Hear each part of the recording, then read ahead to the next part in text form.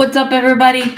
I know it is not my normal day on Tuesday, nor on an off day, but tomorrow is an off day with the NFL draft and other playoff stuff going on. So I figured I'd be busy then.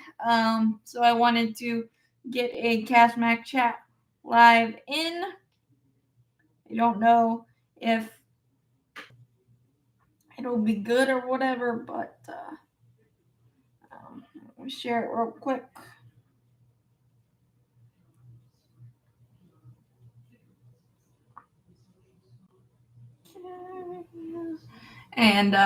But the Braves starting to turn it around a little bit. I know it was against the Twins and the Cardinals, but you play the teams in front of you, and we've been really good at home sweet home. 7-3 overall, 5-1 homestand. Yes, last night was not fun. It was fine, and then it kind of got a little squirrely in the eighth. I thought Wilson Contreras struck out on the check swing, which would have left it tied in the eighth, but then we decided to throw a meatball changeup by De Los Santos, and he had thrown the changeup all inning and barely any all season, so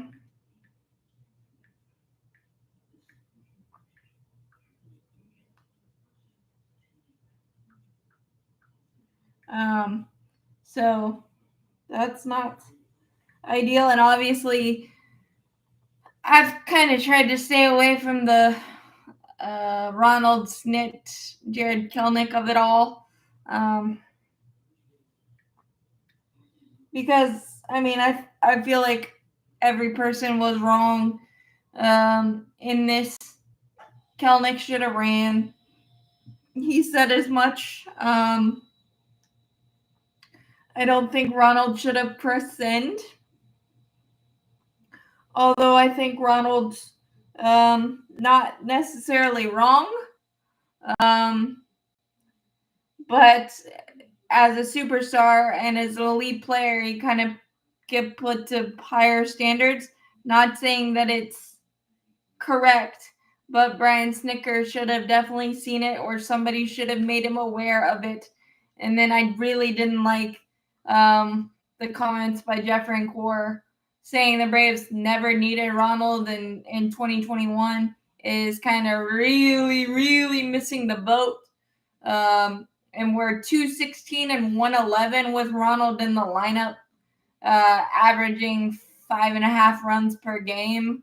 So, or 5.43, I think is the accurate number. And if Ronald's not on the team in April in 2021, we do not make that magical run that we did. And we basically had to reinvent the wheel, reinvent the outfield with the trades that we made in 2021 to replace one player. So we basically had to do 4 for 1. And that just shows you the impact of Ronald Acuna Jr. and what he means. So I really think that Jeffrey and Core really missed the boat and put some more gasoline on a fire that didn't need it. I wish that Ronald didn't tweet it, but I'm not saying that he wasn't necessarily wrong. But hopefully it'll blow over and whatever, because we know that Ronald is working his butt off trying to get back from this second knee issue. And for Jeffrey and Core to imply that he's just sipping tea in LA, and I just didn't like that. Joseph, I totally agree. I feel like he has an edge to him, and I feel like he has a lot to prove because he's 28 and he didn't get a lot of play this offseason, and I think that now that he is showing what he can do, I think some teams are like, they missed the boat. And I think that, and I'm glad that Snicker didn't listen to me in my living room in my office today, because I was sitting there thinking, why aren't we pinch hitting Verdugo for Eli White? But then you would have just had Verdugo walked and then Nick Allen. So really nice job by Snit there. I was kind of surprised that we saw Rafael Montero again after the struggles of last night.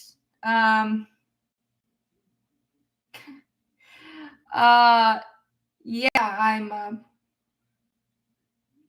ew, no. But I yeah, I'm just glad that I've never seen any of your dances or anything. Thank you. But yeah, I think Verdugo has definitely changed the. I think Verdugo has definitely changed the. I think, well, Montero, the 2 strikes is definitely not a ideal thing there, but the walk to Walker was very annoying. And I'm a sports channel, only a sports channel. I don't get into all the other junk. But yeah, I mean that I thought Wilson Contreras did swing and miss on the check swing, but it is what it is there, and it was just kind of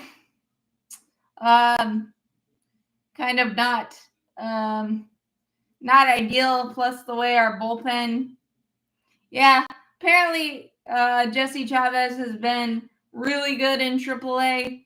1.42 ERA, I believe. So Jesse's back again. It's like a yo-yo, but I think it'll help the veteran wise. And like I've called our bullpen the entire season, the box of chocolates, and you never know what you're gonna get. Kimbrel did get called up. You beat me to it, Joseph. Kimbrel did get called up yesterday, I believe. And look, it's a piecemeal box of chocolates type of bullpen, and obviously you would like some more standing, some more back of the baseball card guys, and especially with the way the Mets have started and the way AJ Minter started, it looks a little gross. But obviously the offseason was what the offseason was, and we're just trying to figure this thing out because you don't know how much actual money Alex Anthopoulos and things have to play with. So that's just kind of unfortunate how the ball bounces. But Ian Anderson did get, unfortunately for him, DFA'd by the Angels. And Suarez DFA'd by the Braves, but Suarez at least yeah, I think we're definitely gonna see Kimbrel again, and I don't know what version we're gonna get, but I think he'll be extra jazzed and juiced for that opportunity again, and I think it's gonna come. And credit to Alex Anthopoulos in this regard. He has, Angels did DFA Ian Anderson, so that's a little rough for him. But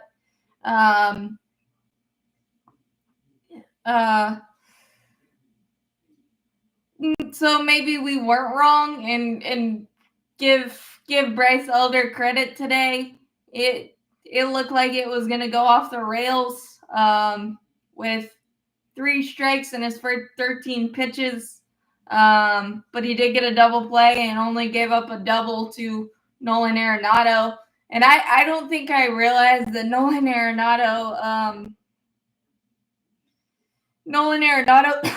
excuse me, play has dipped, and he wasn't as confident in his platinum glove as I remember in the past, and we finally mastered the art of the infield single, which is nice.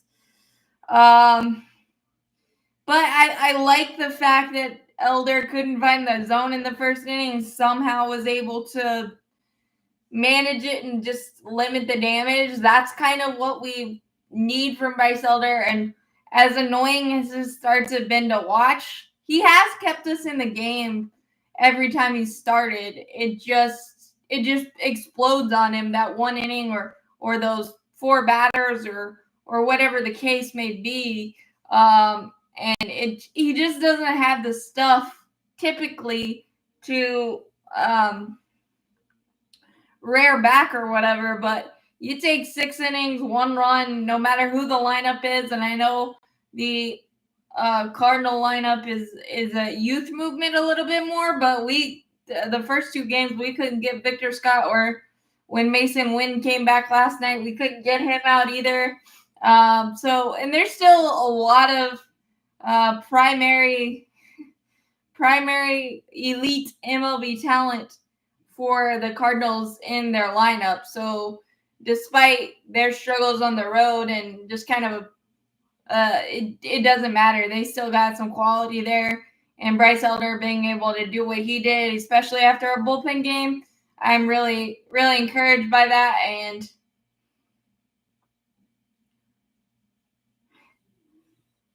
yeah, Victor Scott was definitely the villain of the series. And I'm liking the fact that, of course, Michael Harris could not hit out of a paper bag in the last series against the Blue Jays. But then being down in the order, kind of figuring it out. And then today for Verdugo in the leadoff spot, got 3 hits. And so he's trying to figure it out. And I'm hoping Ozzie can kind of do the same, because you're seeing where Michael was in those runners in scoring position opportunities and he wasn't coming through. Now he's starting to come through, and I'm hoping that same trend happens for Ozzie. He just keeps popping everything up, and I don't know exactly what the mechanical thing there is,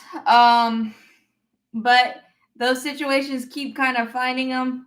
And Allen has been solid. Obviously, I honestly didn't realize how quickly Orlando Arcia's game kind of on both sides.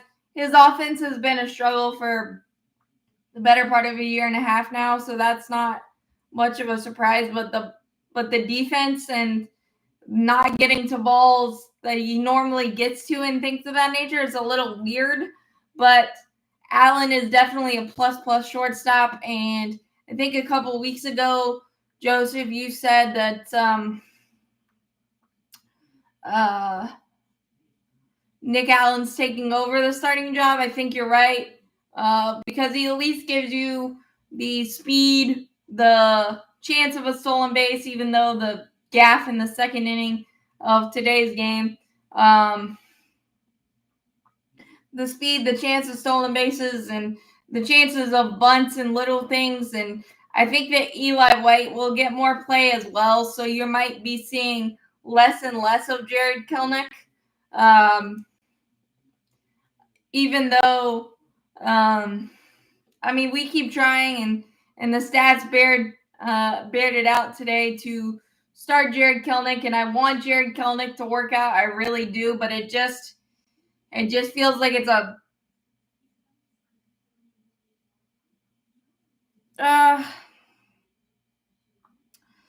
well, I agree. But especially with guys like Elder, you don't have exactly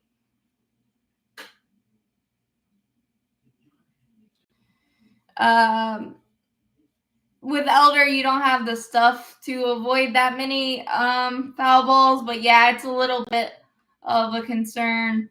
But I think it's just going to be part of it, especially that this year, given the way the roster is. It's just going to be a work in progress of getting to 2 strikes is one thing, but also I think like Spencer Schwellenbach needs to somehow be able to develop the waste pitch a little bit more. He almost throws too many strikes, too many quality strikes in 0-2 counts, that kind of thing.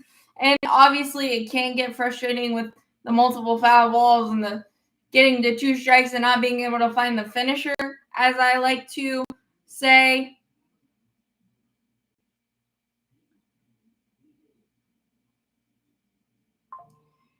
Yeah, I mean, Fairchild should be probably, if you want to bunt and the defense, and he's got the speed. But yeah, for sure, I think the first at bat triple for Fairchild gave us false expectations there. But I definitely agree that we have to figure out how to find the finisher a little quicker. But the problem is so far that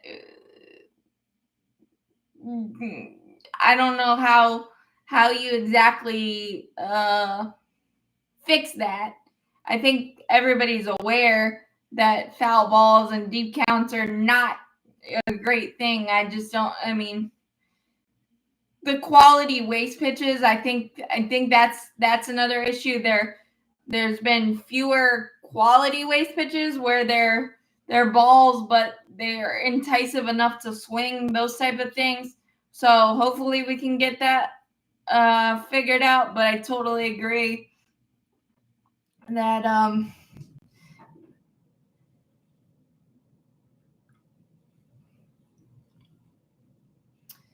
well, I think Ozzy's been fine.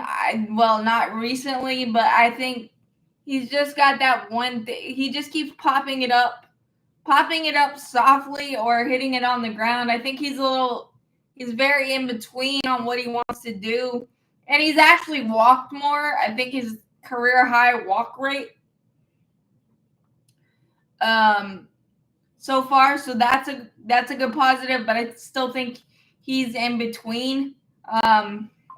Where I think you need to have Drake Baldwin or Sean Murphy in front of Ozzy right now, just because I think I spoke about this earlier, but those runners in scoring position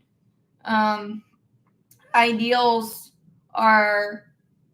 situations are the baseball gods find you, and right when Michael was struggling, they were finding him, and now they're finding Ozzy. So hopefully, you're right. Hopefully, Ozzy gets his buddy back, and it just kind of melds. But I'm liking some things Ozzy's doing still, even though he has his frustrating at bats. We all know that. That's never been a surprise or whatnot. But yeah, hopefully Ozzy remembers how to hit. I'm wondering if they'll take a chance and put. I doubt it, but have Drake Baldwin play a little bit of left field, maybe just because his plate appearances and recognition have been amazing. So, and I think another really good thing, even though I noticed today that Ozuna was a little annoyed at himself with the 500 on base percentage, the amount of walks, and not swinging at pitches in the zone, but also with Matt Olson heating up the way he is, that really helps. So I think Scott Blewett could be a nice bridge guy, and I really liked what he did last night, despite the despite the 2-run homer against Scott Blewett for Lars Nootbaar. I think it was very, very effective first outing, and I think he threw 40 pitches or something. So that could be a nice weapon. And I'm actually surprised that Scott Blewett got DFA'd twice with the numbers that he was putting up. But I liked what I saw, and I think he could be a definite, really, really sneaky weapon. And just that was my brother. But yeah, so I think that's a really nice ad, and really could be nice. I think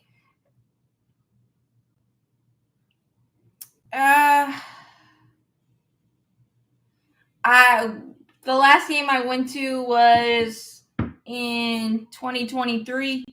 I've been to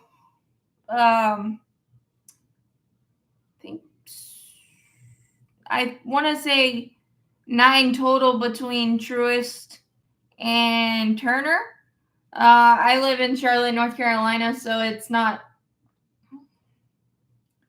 Montero.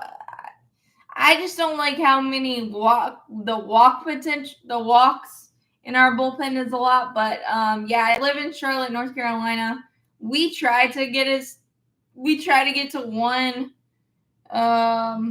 one game or one series every now and then, but life kind of gets in the way of that. But yeah, we try to go as much as we can when we plan it, for sure. It's an amazing.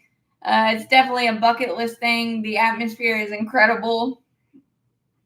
The biggest loss for the Braves this year, all the free agents that walked out the door, you can debate, but losing Joe Jimenez just kind of threw everything into flux and trying to figure out the roles. And yeah, we didn't spend a lot of money, and you wish we would have spent more on the bullpen, especially. But Joe and Iggy were just that 1-2 punch that you could definitely rely on, and now we're just kind of searching. And I don't like that. There's. You just don't know what you're gonna get day by day, but Daysball Hernandez was absolutely amazing today, and to get 4 outs and to have Iggy have 3 complete days off after rubber arming him, and the struggles early on especially with the home run ball with the slider, and just making things a lot more interesting than you would prefer. But it's also one of those things that you look at and you say, it's like a golfer that shoots a 61 in the first round. It's not going to probably go that swimmingly in the second, third round. So it's like Chris Sale was absolutely amazing, could do no wrong last year, and now it's more of a grind. Iggy the same way, and just the departures and the trickle down effect of the injuries and everything that's kind of happened so far this year.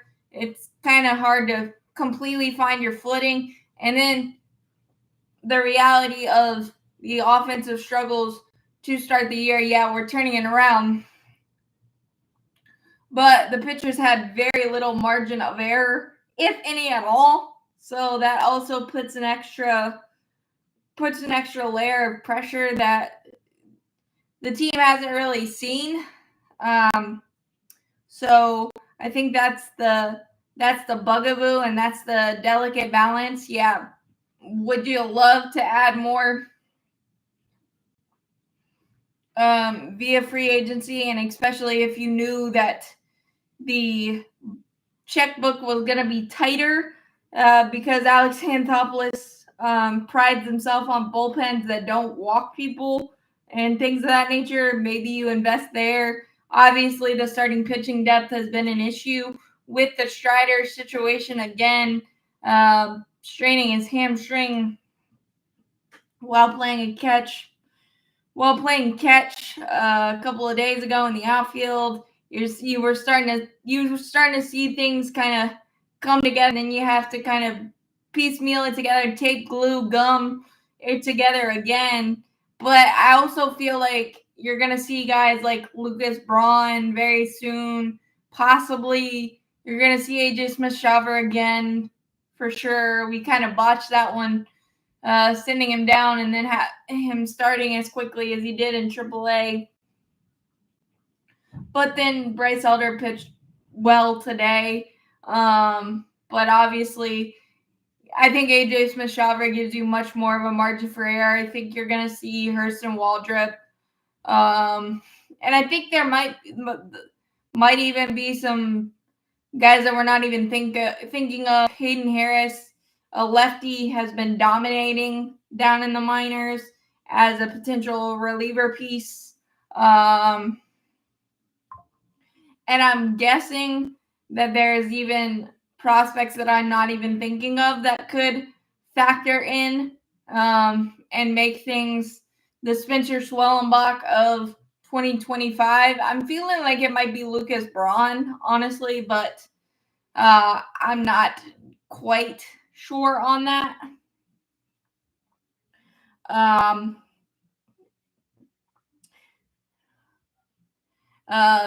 Yeah, Truist Park is a fantastic yeah, I mean, I was kind of hoping Jesse will be good for morale and things of that nature, and he has been pitching well down in Gwinnett. 142 ERA, I believe, was the last thing I read. So I think there's an opportunity for things to start completely trending in the right direction. So with the bullpen, with Craig Kimbrell, with those type of things, you never know what you're gonna get. But our bullpen has been like that all year. And Alex Anthopoulos has definitely been under fire for the things he hasn't done or didn't do or couldn't do this offseason. But he has added Nick Allen, who's been solid. Yeah, you're not going to get a lot from the bat, but you still get a lot from him. I love the positional depth. That's a lot better than it has been. Being able to get Verdugo on a 1 year, $1.5 million deal when we got him. Obviously, it's a small sample size, but like Joseph said earlier, the swagger is a little bit more there. You've got Money Mike feeling more confident. The later inning comebacks are starting. Yes, it's against the Twins and the Cardinals, but they still have major league teams. They can win too. And we're doing it against their best in the magic 8-ball, 8th innings, as I like to call them, that have happened recently. I mean, and like I said, the length of the lineup is starting to get there. You got Ronald working his way back and doing what he's done. And that should really, really put the length and put the scare completely back into I don't know if Eddie Rosario elected free agency or not, although I don't know if we need another lefty. I think we need a right-handed outfielder that we can trust. Maybe Eli White gets more of an opportunity, but because we do have a lot of lefties with Drake Baldwin, with Verdugo, with Kelnick. But I do like that we can deploy different lefties against a tough righty. So I like that aspect. I think if I'm being picky, another right-handed bat off the bench wouldn't hurt me. But I don't know if Eddie Rosario elected free agency or not.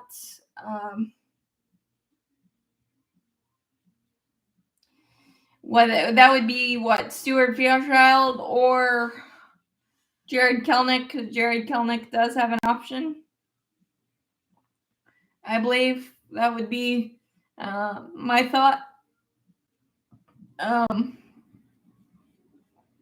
But again, I think,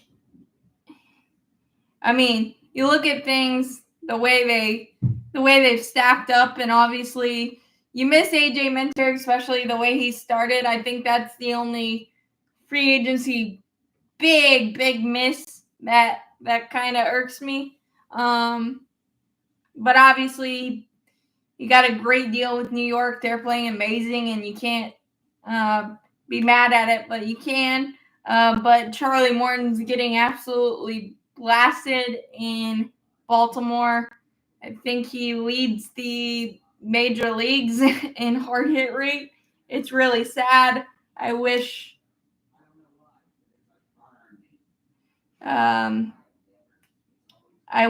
that he would have retired, because it's just kind of sad to watch.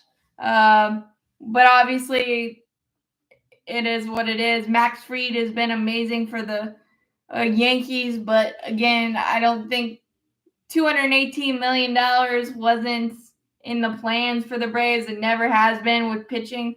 So that one you can understand, even though it hurts. That one really hurts too. But Ian Anderson getting DFA'd by the Angels kind of makes you feel like we were right to move on there as well. So there's Travis has struggled to start the season, even though he's not getting a ton of playing time, I don't believe, with Logan O'Hoppy's torrid start to the season.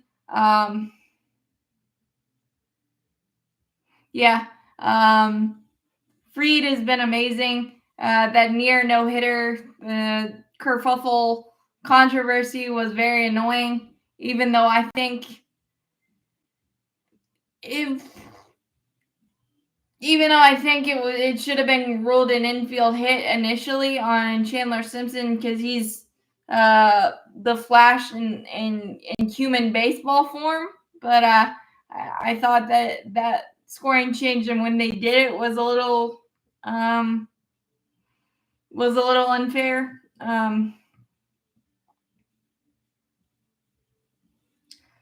Well, we have already paid several big contracts. You've got Ronald at 10, 100. You've got Matt at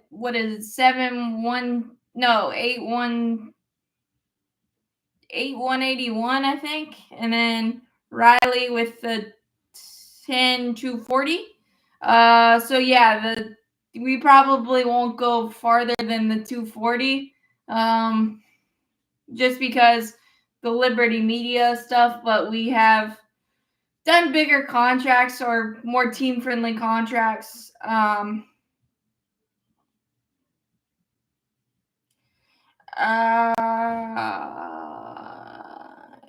Yeah, I think McCarthy struggled really badly. Not as much as Jock Peterson, who is currently on a 0 for 41 slide. Thank you. Which is insane. Jock Peterson, yet another one of those former Braves that you always keep half an eye on. 0 for 41 just feels impossible, but that is where Jock Peterson is with the Texas Rangers, and a little bit unfortunate. The Cubs have been scoring a bajillion runs. I think I Yes, the Canes are up 2-0. Very exciting. The second game last night was a little bit more intense because we dominated game one. But I think that Kyle Tucker is his price tag keeps going up, up, up, up, up. I don't know. I would say 400, 450 probably. And that might be the lower end. I'm not sure. But they've scored 156 runs this season, which that'll play. But their bullpen has struggled early, and the loss of Justin Seal is brutal for them. But again, I think that'll be an interesting race to follow. I think the Cincinnati Reds are really surprising to me because I thought they would be a lot better, but they've just had so many games where they do nothing offensively, kind of like the Braves. They went through a streak of 34 scoreless innings, I believe. But I think the NL Central is going to be more of a 3-team race than we all anticipated, or at least I anticipated, I think, because I thought maybe the Cubs were a year away, even the addition of Kyle Tucker. But good for them there. And the NL West, the Dodgers doing Dodger things, but their pitching struggles a little bit. Tanner Scott, who was at the 1-yard line for signing with the Braves, has struggled a bit more than everybody was expecting with his velocity down after signing the massive deal with the Dodgers. So even a $2 billion payroll doesn't go as far as you'd like it to go. And they just shut down what's his face? Blake Snell for an undisclosed amount of time due to shoulder issues. So that is another one of those weird things. And for some reason, the Dodgers continue to have pitching injury issues. And then you've got Christopher Sanchez going down with elbow soreness for the Phillies, who all of a sudden cannot beat the Mets no matter what. I think the Mets have won 9 out of the last 11 against the Phillies, which is very, very weird. But they didn't necessarily address their bullpen that much either. And their big addition, Jordan Romano, has struggled a lot.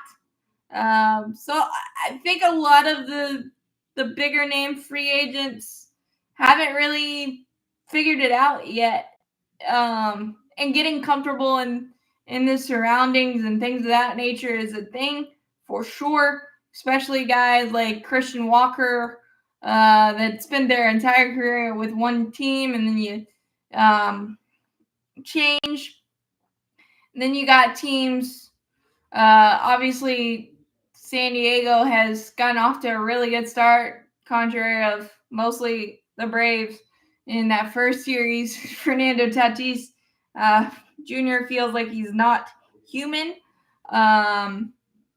His 22 or 23 game on base streak was snapped today. The Tigers have been really nice. Spencer Torkelson, revenge tour kind of thing is happening, and they're getting a lot of really good pitching. Obviously, Terrence Skubal, and some guys Casey Mize finally kind of finding it. Jackson Jobe, the younger guys that they're not household names unless you're a diehard or with Detroit. And I think that's what I appreciate about teams like Detroit. And surprising and really good though. And I think that San Francisco is kind of like that as well.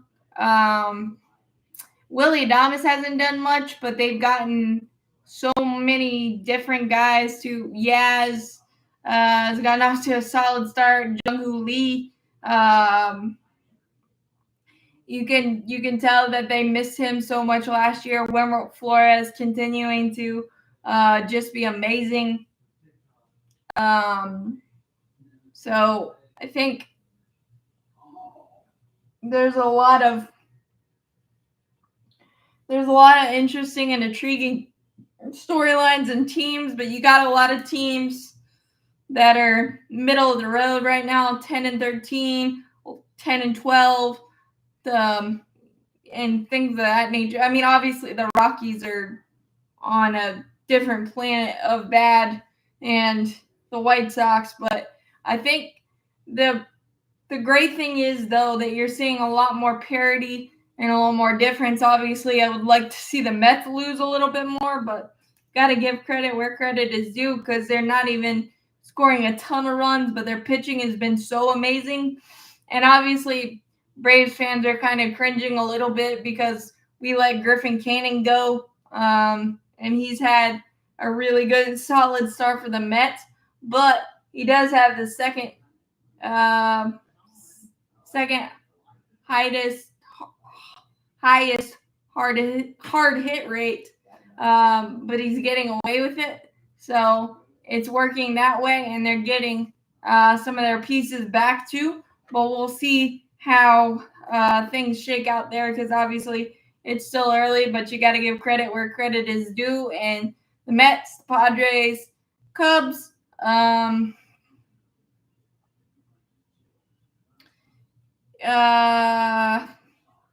he went, with, I think they diagnosed it as a hip cramp, which apparently he just figured out, or the trainers just figured out. I saw a video today that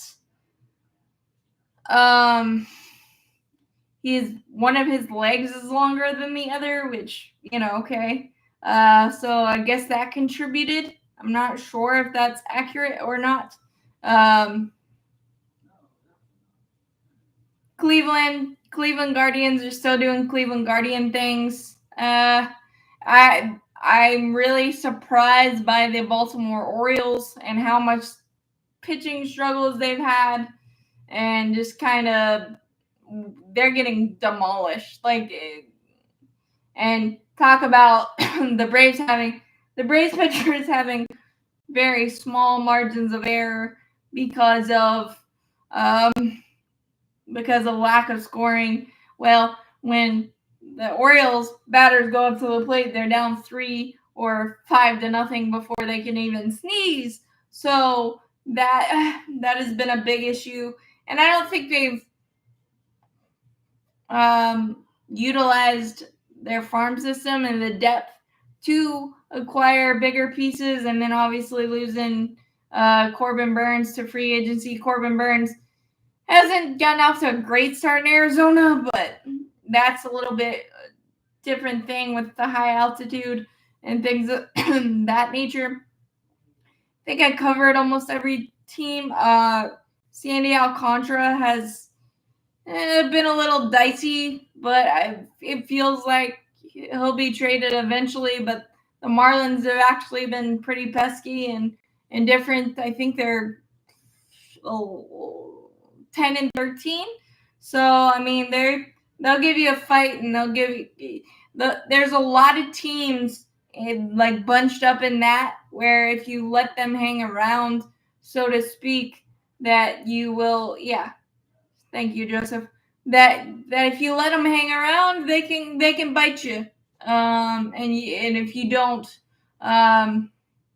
step on their neck quickly, that can be an issue. But I think obviously the Braves needed this homestand and needed 5-1 and things of that nature, but you're starting to see the ingredients of the Braves again.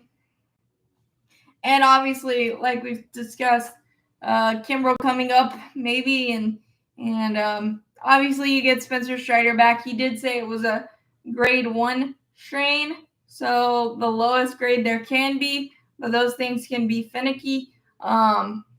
But I think finally those 3-ball counts are starting to turn into very, very positive things. Infield hits, hustle. Obviously, Austin Riley's hustle in game one turned the entire fortune, and thankfully it turned the narrative of hustling and not hustling. I discussed that earlier, the Ronald thing.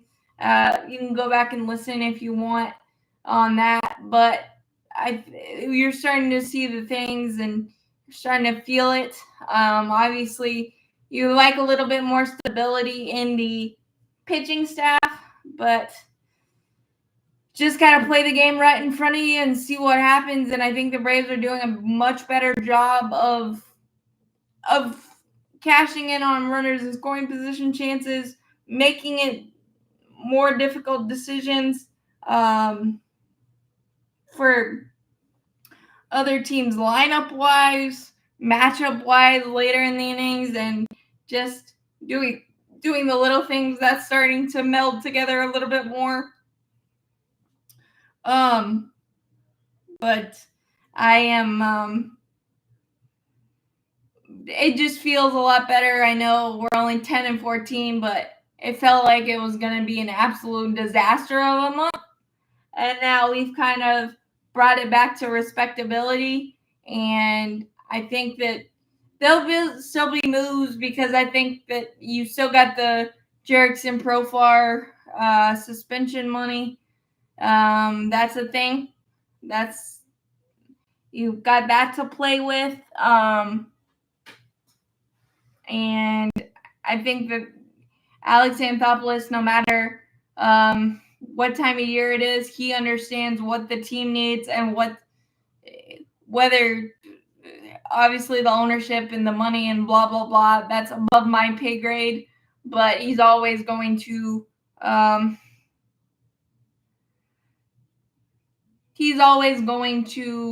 try to make the team better. And I honestly, Tim Hires got a little bit too much blame because in the terrible start, there was still not a million, but really good at bats where you're getting those 3-ball counts and it just not happening.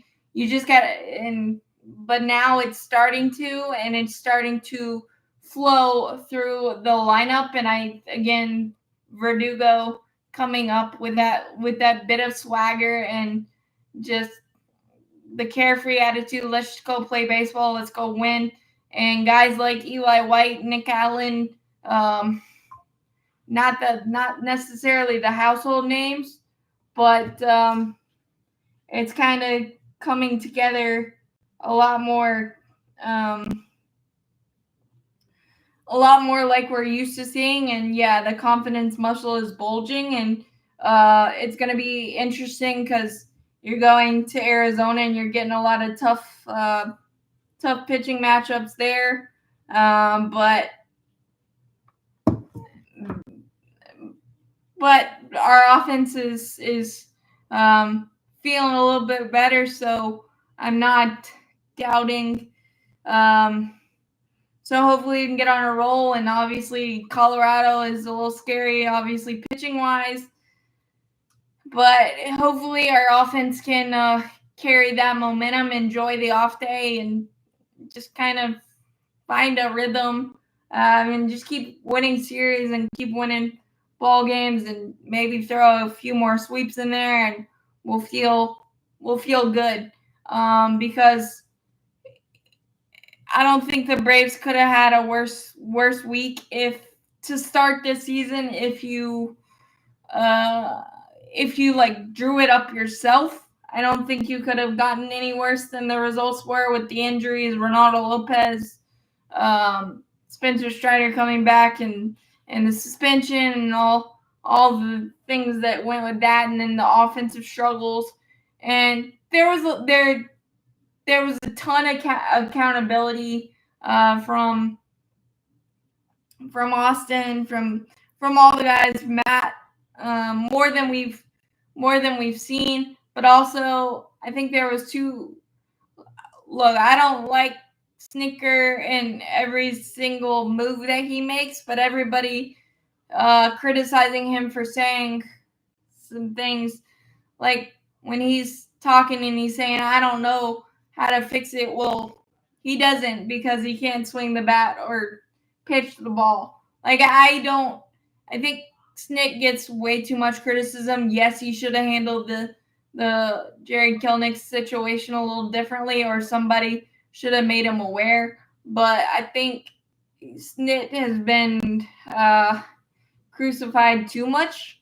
Now, I mean, some of it's, but that's his personality. He's never gonna go flip a table or smoke a fire extinguisher or any of that. But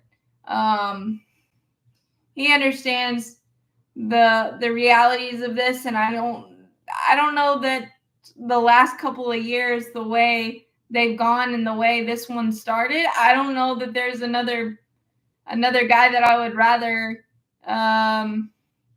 be leading the Braves, just because the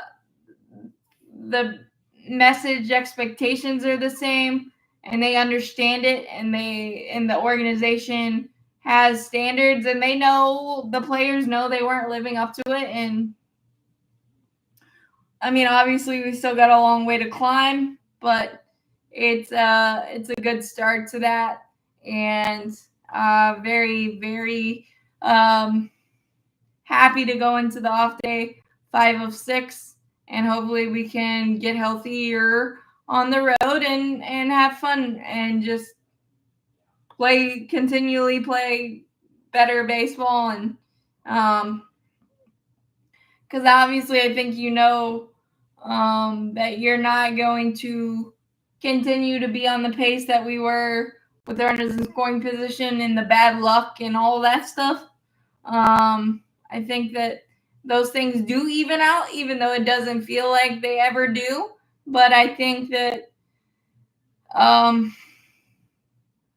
the depth and versatility and the confidence, like you said, is starting to be there, and it's a fantastic idea. And I think right now, obviously April's not over yet, but where we sit right now, based on where we started, I think everybody would take that twice on Sunday. And I feel the drama and the controversy of everything that's happened, hopefully it gets ironed out. And I think the lesson for all of us in the controversies is we all have an opinion and you're allowed to have it, but maybe in some ways just don't press send or think before you say, in terms of Jeff Rancourt, in terms of Ronald Acuna Jr. hitting the send button on the tweet. And I think we're kind of getting past that and just going out there and playing good baseball, which and I don't think you can get off to have a tougher start to a season than going to San Diego and LA. And LA has always been a house of horrors for us. So that is a idea, and the reality is some good reality. So let's just take it that way and keep pushing forward. Just keep winning series, and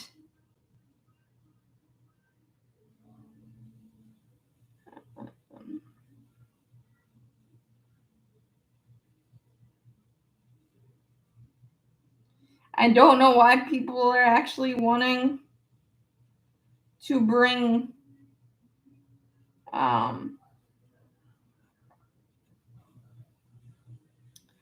Ian Anderson back. I just don't think I don't think we're gonna redo that one. There's a reason that we traded him, because he wasn't gonna make the roster anyway, and I just don't think. I think he needs another. I think he needs another fresh start somewhere because the Angels worked him out of the bullpen and that didn't go. Obviously, that didn't go um, as well as anyone wanted. But once again, you're seeing, yes, Alex Anthopoulos was criticized and probably rightfully so for not adding, but yeah, I don't think we're going to dip our toe back into that one. I really don't. I just think, I think that one's kind of rode the way. And I also, even despite Elder's really good start today, I don't know if he finds a constant role with us either. Just, I don't know. Even though he had that magical 2023, and I'm not taking that away from him, I just don't know.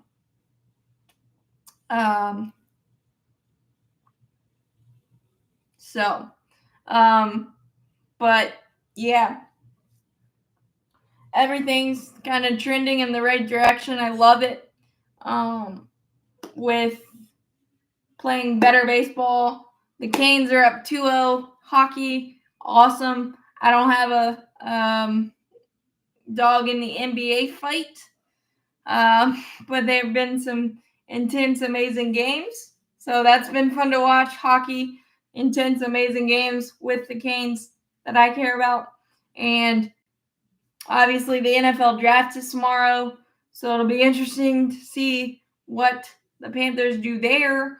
But I think I covered every MLB team. Seattle, oh, I forgot about Seattle. Seattle has gotten the home run bug a little bit more, which was Kevin Seitzer's specialty. So I'm happy that he's kind of found his stride because it looked a lot similar for Seattle's offense and lack thereof. But I think that Seahawks, the Panthers and Seahawks have had a interesting history for sure.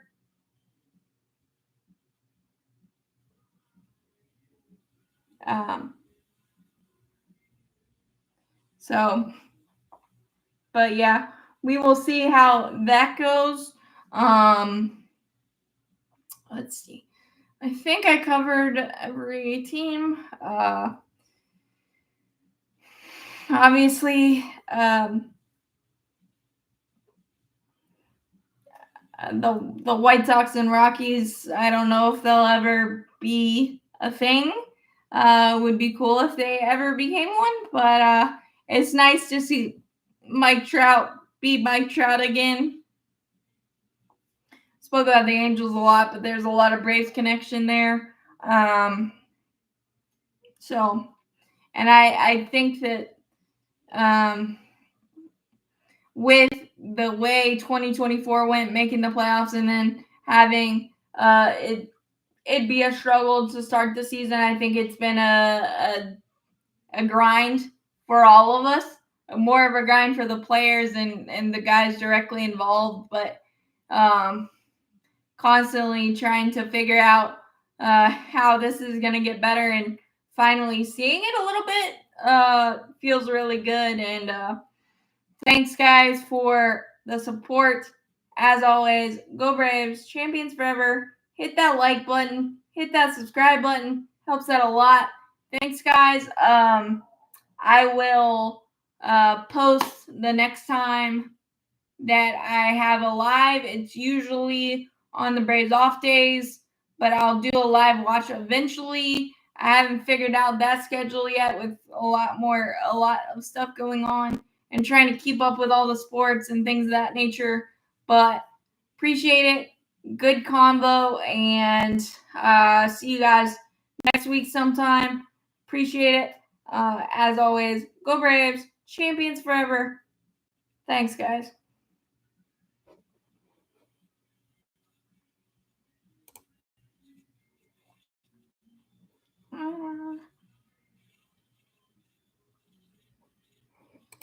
Let's see.